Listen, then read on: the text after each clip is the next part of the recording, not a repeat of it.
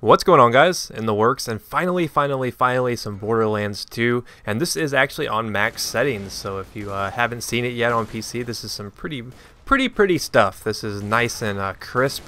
The PC version does look rather nice, but we're going to be talking about my class today, the Tricky Infiltrator, as it's called in this game. But this is my loadout I've been using for the Assassin, and a lot of people have been asking me to kind of talk about what classes I've been using, why I chose the Assassin, and I've been having a blast with the Assassin.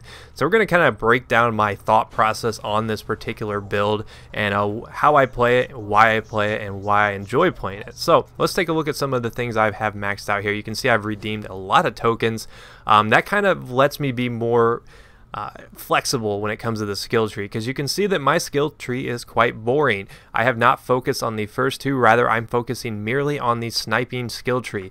However, this will not be, quote, a sniping class. I mean, he can hold its own when it comes to sniping, but I am a very offensive player when it comes to this particular loadout. You can see I'm maxing out anything that increases damage, critical hit damage.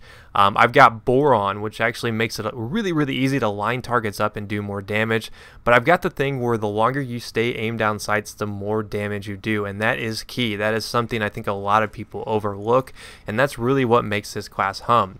Now, another thing that I've kind of overlooked in this class that I wanted to mention right here in the beginning is the fact that I do have a slag SMG.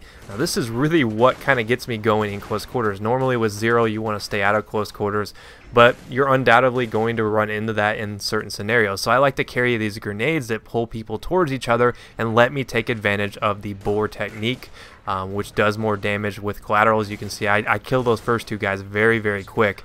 And you'll see how much damage these guys actually can take here on this one that's about to pop up in front of me. They actually do take a lot of damage, so these things aren't bad by any means. They're pretty notorious for being difficult to take out, especially some of the larger ones. So what I like to do is I like to do a pop and run, and really what makes this hum is the fact that you have this SMG, because slag is going to make them take increased damage, which if you can flank behind them, not necessarily in this scenario, that can be a major advantage, especially if you have deception on. And a lot of people don't like deception. They feel like it should be boosted a little bit. They feel like it's underpowered, and Zero actually has the weakest skill out of everyone. And I'm here to say that I love deception. It's that technique that kind of saves you. If you ever get in a bad scenario, you pull out deception, you find a good spot to hide, you regroup, you regain your shields, and it's kind of like that second chance type thing if you're getting overrun by enemies. As you can see right here, I notice I'm getting overrun, so I pull out a little bit, because Zero just doesn't have a lot of health. He doesn't have a lot of shields.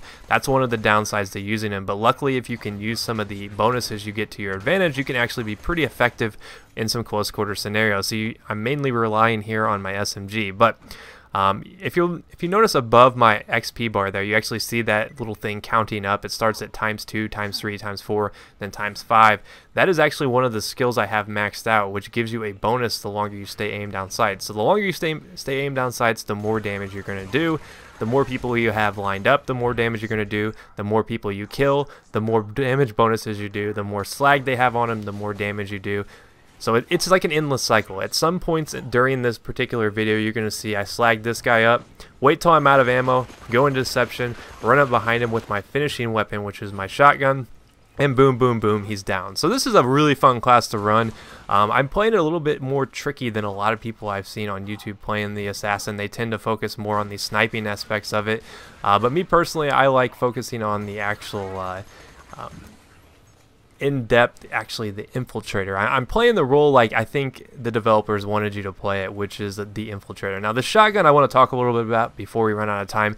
This is actually one of the best shotguns I've found, and on the surface you look at it and it's like, it's a miss shotgun. If you saw it on the ground, you probably wouldn't pick it up.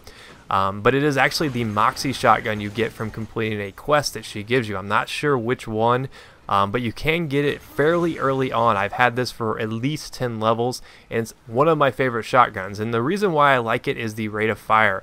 It does actually cause opponents to catch on fire, but the rate of fire is really what sets it apart from the other shotguns, and it does 10 damage, or it has 10 pellets per shell, so that's pretty good. I mean, you can do a lot of damage in a short amount of time with this, even though it doesn't do the most damage I've seen out of some of the shotguns. But I will say this, one of the weaknesses of this particular class is close quarter scenarios, and you're undoubtedly going to fall down and have to kill someone.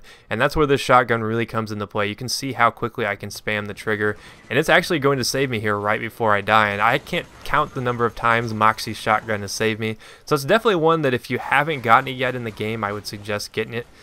It's really good when you're using Deception because it's one of, like I said, it's my finishing shotgun. It makes it really easy to get slagged opponents from behind or even head on if you need to. But hopefully you guys enjoyed this. Let me know if you'd like to see some more Borderlands classes because I do have a pretty cool engineer loadout I've been using on my other account. But overall, I think this is my favorite skill tree setup, favorite character in Borderlands, and I really do enjoy it. But I'll see you guys next time. Peace.